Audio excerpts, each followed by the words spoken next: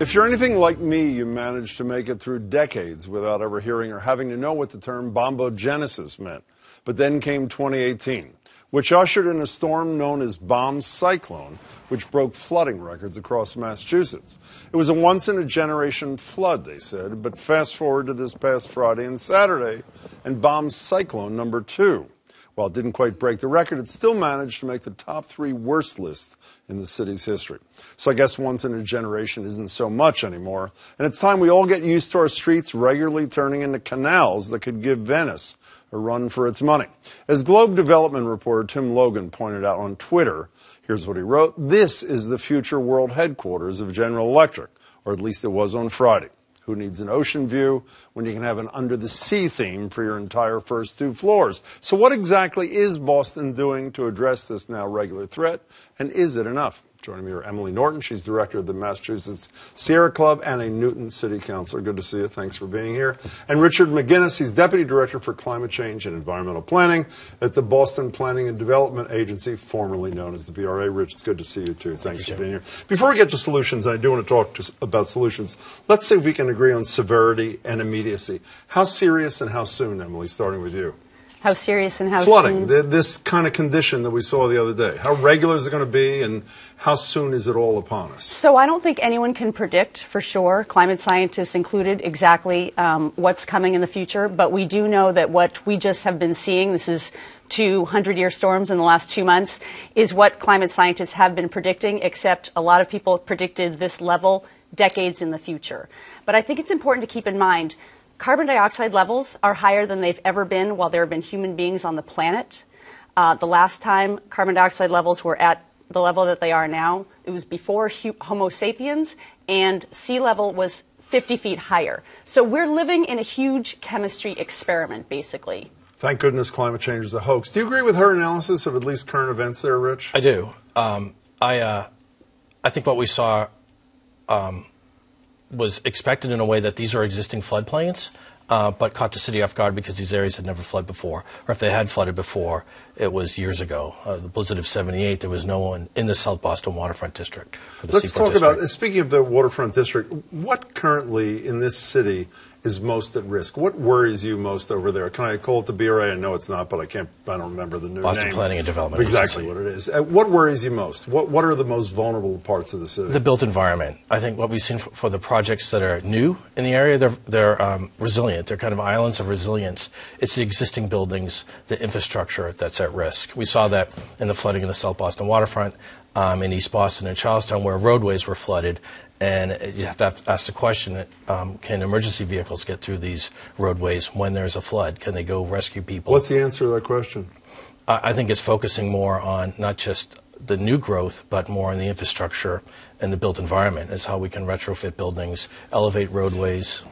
Have we done a decent job of planning in Boston to this point, or have we ignored, for the most part, the threats that were coming, as you said, we thought were decades away?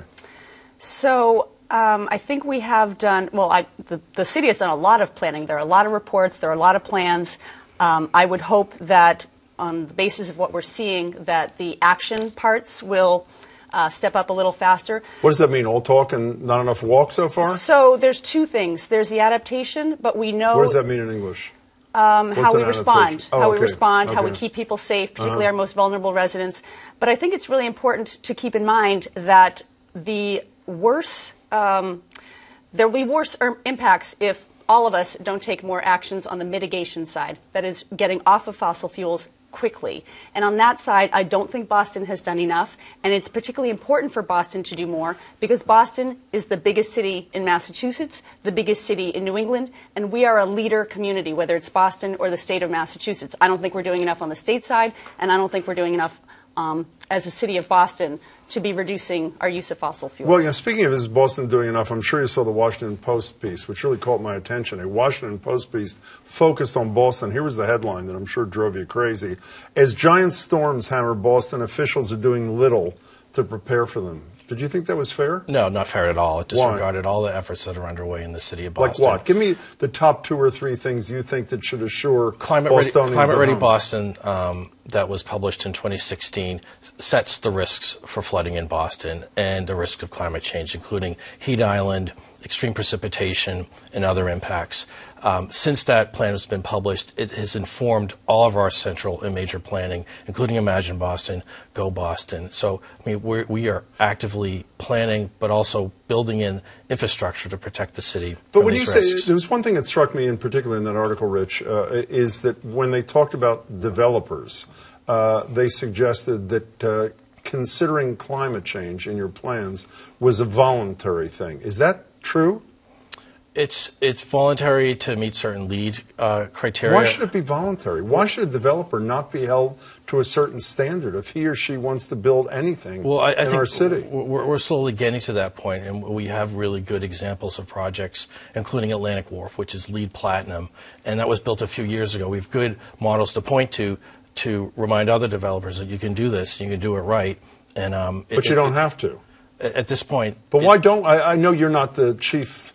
There's Mayor Jim's Walsh. making my points for me. Thank you. Well, let me just stay with them for one more second. What's the obstacle to getting from voluntary compliance in some cases to mandatory compliance, whether you like it or not? What's the problem? Is the worry that it's going to raise the cost of development or housing or retail? What's standing in the way? I mean, that's one of the issues is the cost of the construction.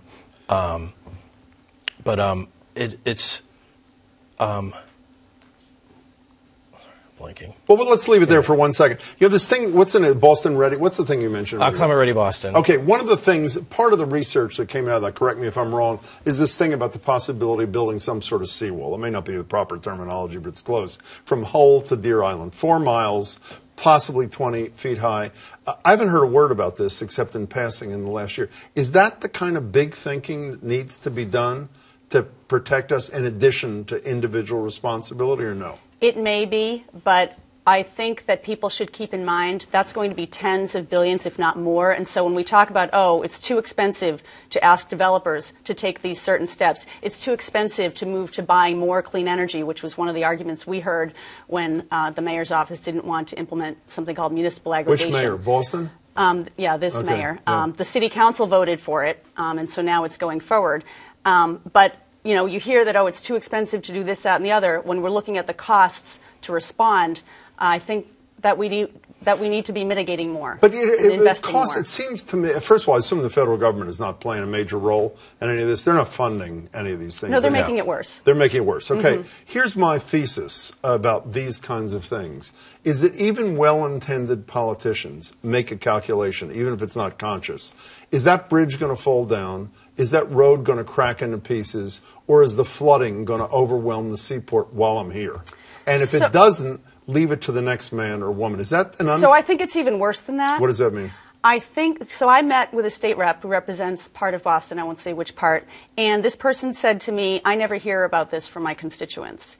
And as a city councilor in Newton as well, I understand that when people aren't clamoring for things, it makes you less likely to really act on them. Well, they want things that are immediate threat to them today. But the thing is, whose job is it? Whose job is it to look out for the really, really difficult things that are going to be more expensive and cause so much more suffering if you don't act now? And I think it's your local elected leaders in Boston, and the city council really has been terrific, but it's our state legislators, it's our governor, and I would say almost no one is doing enough. What are the one or two things, if you were the czar of this for a minute, I'm going to put you on the spot, but if you were the czar, what are the one or two things within the borders of the city you'd like to see done tomorrow that would make you sleep better and her sleep better? Well, I think our carbon footprint is pretty small for a city. And do you agree with that? We could be doing more. We could be doing more. Okay. But urban areas, that's where you need to grow. Transit-oriented, less sprawl, and cutting down of forests outside of the urban core. We should be prodding developments more. Do we need fewer cars on the street? I mean, there was a study out of the Metro. I think that's happening. I think you see people giving up their cars. Well, we just saw that Uber and Lyft, according to that study from the Metropolitan Area Planning Council, are taking people off mass transit to put more cars on the street. So we have to do something about that, too? Right, but is that the bridge where those people that are taking Uber and Lyft don't have vehicles, but they're still relying on single occupancy rides to get around, and you have to condition them out of that? One last question. Are you hopeful that we're going to get it? I don't just mean Boston. I mean everybody. Individuals, government leaders. Are we all going to get it in time? Or I don't know. Well, that's a hopeful sign. Nice to see you. Be well. Good to meet you. Thanks so much, Rich. Appreciate your time, both of you.